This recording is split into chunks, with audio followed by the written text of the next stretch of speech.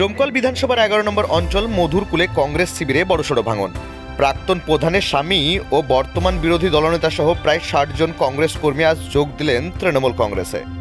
বিধায়ক জাফিকুল ইসলামের হাত ধরে তৃণমূলের দলীয় পতাকা হাতে তুলে নিলেন তারা।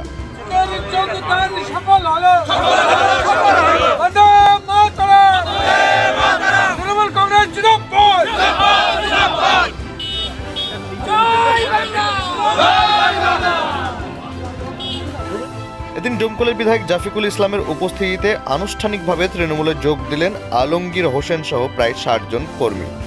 দলবদলের পর আলমগীর হোসেন বলেন, এলাকায় বহু পরিষেবা থমকে আছে, উন্নয়নের গতি বাড়াতেই তৃণমূলে যোগদান। এলাকায় উন্নয়ন বন্ধ হয়ে আছে, সাধারণ মানুষ পরিষেবা পাচ্ছে না, তাই উন্নয়নের স্বার্থে তৃণমূলে যোগদান করলাম। দল পরিবর্তনের কনসেপ্ট ভাবনা কেন হবে? দশে মিলে করি কাজ, হারি জিতে নাই লাজ। গ্রামে আমার গ্রামের জনগণরা চাইছিল যে মুখ্যমন্ত্রীর যে প্রকল্প তাতে সামিল হই, গ্রামের মানুষের উন্নয়ন হোক, কাজ হোক। সেই জন্য আমিও উদ্বিগ্ন হয়ে জনগণকে নিয়ে আমি সামিল হলাম। আপনার সঙ্গে ভোটাররা এসছে নাকি আপনি? হ্যাঁ, এসছে।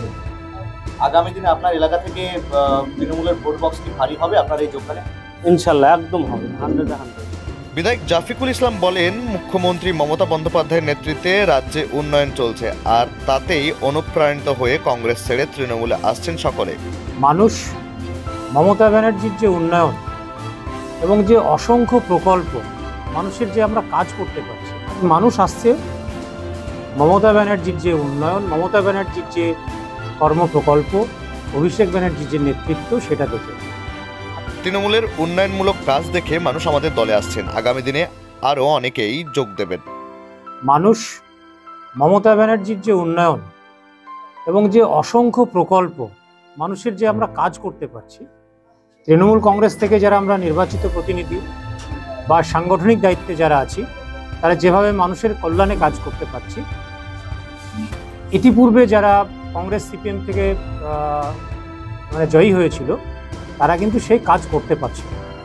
কারণ কংগ্রেসের অধীর চৌধুরীর অবস্থায় দেখুন, তিনি প্রদেশ সভাপতি ছিলেন, আজকে জেলার সভাপতির নাম আবু হেনা, কেউ চেনে? কেউ দেখতে পারে। কিন্তু আমার একটা গ্রামের বুথ সভাপতি যে কাজ করে, আবু হেনা সাহেবের সে কাজ করা সামনে আসার মতো সেটা আমরা দেখতে পাই। আজকে মধুরকুল অঞ্চলের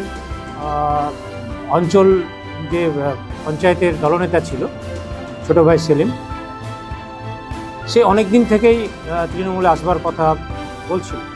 আমি বললাম, ঠিক আছে, তুমি যখন স্বাধীনভাবে আসতে পারবে। আজ মানুষ আসছে মমতা ব্যানার্জির যে উন্নয়ন, মমতা ব্যানার্জির যে কর্মপ্রকল্প, অভিষেক ব্যানার্জির যে নেতৃত্ব, সেটা দেখে। মধুরকুলে এই দলবদলের ফলে রাজনৈতিক সমীকরণে বড় পরিবর্তন আসতে পারে বলেই মনে করছে ওয়াকিবহাল মহল। এখন দেখার এই যোগদান কতটা প্রভাব ফেলে আগামী নির্বাচনে, কতটা ভোট বক্স ভারী করতে পারে তৃণমূলের। আর সিপিএম বলতে তো কিছু নেই, আপনি বিধানসভায় লক্ষ্য করুন, সাংসদ হিসেবে দেখুন একটা সাংসদ তাদের আছে কি, ওই লালবাড়িতে কয়েকটা বসে থাকে, আর সেটা কারা বসে থাকে আপনারা জানেন।